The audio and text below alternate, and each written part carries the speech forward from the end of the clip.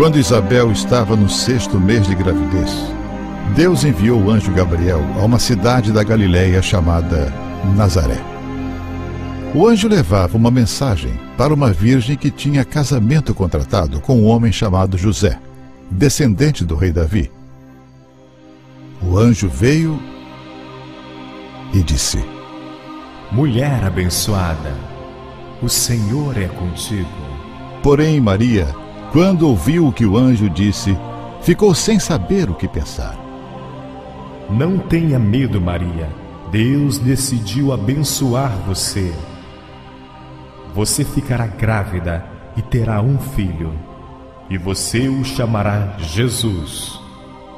Ele será um grande homem e será chamado Filho do Deus Altíssimo. O Senhor Deus dará a ele o trono do rei Davi.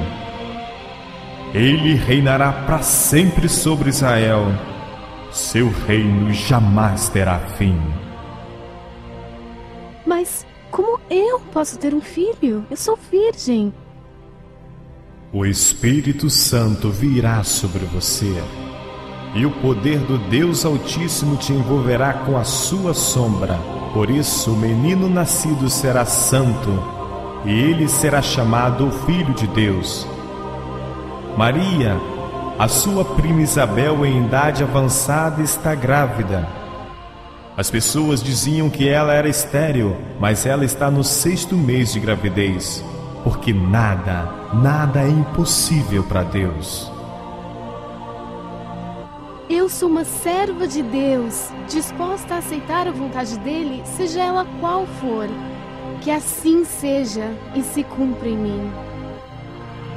E o anjo foi embora.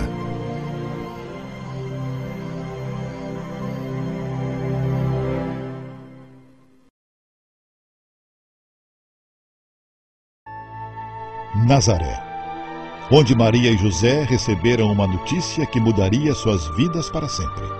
Através deles, o mundo conheceria o escolhido de Deus, o Messias. E como o anjo de Deus anunciara, Maria logo ficou grávida. Por causa do censo romano, José tomou sua esposa e foi com ela registrar sua nova família em sua cidade natal, Belém. A estrada de Nazaré para Belém era longa e difícil, especialmente para uma mulher grávida de 9 meses. Belém é uma pequena vila aproximadamente 8 quilômetros ao sul de Jerusalém. Ela também está situada sobre montes como Jerusalém, só que num ponto ainda mais alto. Naquela época, as pessoas sabiam o que Miqueias havia predito, que o Messias viria de Belém. Maria e José tomam então a estrada a caminho de Belém, porque José era descendente da família de Davi, cujos antepassados estavam ligados à cidade de Belém. Chegando à cidade, a casa de um parente era o melhor lugar para se passar a noite.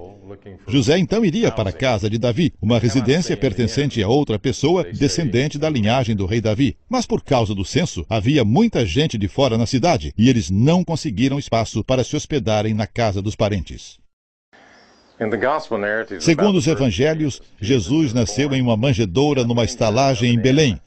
Mas o que significa exatamente uma estalagem numa pequena vila como Belém? Bem, certamente isso não significa ter um prédio formalmente usado com essa finalidade. Seria talvez uma casa com um quarto extra para ser alugado numa situação de emergência. Como se alguém batesse à sua porta perguntando se tinha um quarto para alugar. Você diria: tenho um quarto extra protegido do tempo e com uma boa cama.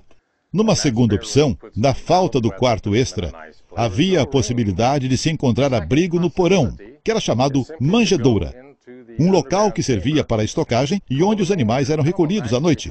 Embora impróprio para a habitação humana, o calor do corpo dos animais até ajudou a aquecer aqueles que estavam ali durante o inverno. E foi assim que Jesus nasceu na manjedoura de uma casa em Belém. Deus, o alegre Pai, enviou anúncios do nascimento de seu filho ao mundo, aos pastores, na forma de um coral de anjos, aos sábios, na forma de profecias antigas, reveladas na estrela brilhando ao leste.